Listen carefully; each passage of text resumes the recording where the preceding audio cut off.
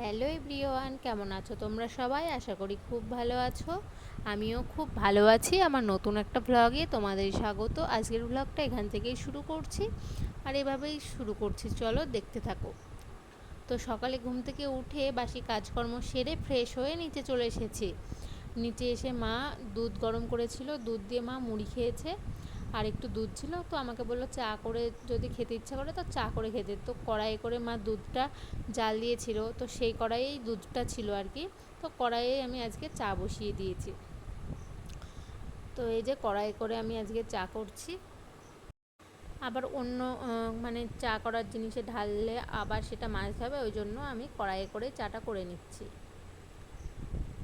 আর এদিকে আবার সকালে ভাই এসেছিলো একটু, ভাই চলে এসেছিলো চাটা করতে করতেই ভাই এসেছিলো, তো আমি আর ভাই খেয়েছি চাটা।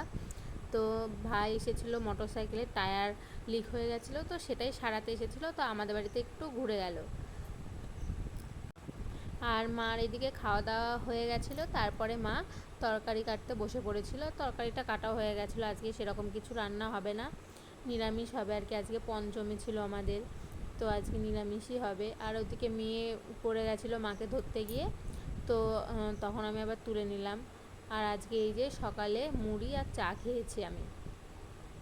তো তারপরে খাওয়া দাওয়া করে এই যে উপরে জামা কাপড়গুলো মেলে দেওয়া হয়নি, তো উপরে মেলতে চলে এসেছিলাম। আর এত পরিমাণে মেঘ হচ্ছে, প্রচণ্ড মেঘ হচ্ছে, তো তাড়াতাড়ি করে মানে যত তাড়াতাড়ি মেলতে পারবো তত মানে জলটা ঝরে যাবে আর কি, একটু শুকিয়েও যাবে।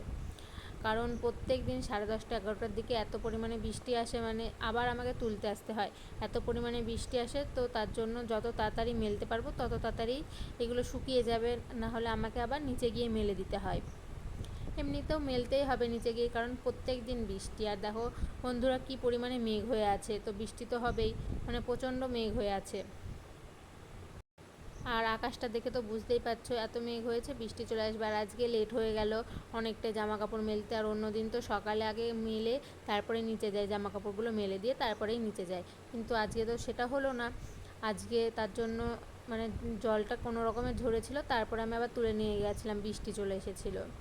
তো জামা কাপড়গুলো মেলে দিয়ে এই যে যে চায়ের বাসনগুলো ছিল আর যে বাসনগুলো ছিল সেই বাসনগুলো আমি এই যে মেজে নিচ্ছিলাম।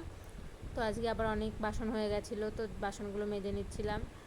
আর লেট হয়ে গেছিলো তোমাদের তো আগেই বললাম। আর আজকে আমাদের পঞ্চমী ছিল, সেরকম রান্না বান্না ছিল না, তো মায়ের রান্নাগুলো করেছে। আজকে দুপুরে রান্না মাই করেছে। তো তোমাদের কাদের কাদের আজকে পঞ্চমী ছিল? আমাদের তো আজকে পঞ্চমী ছিল। তো তারপরে এই যে বাসনগুলো মেজে নিচ্ছিলাম।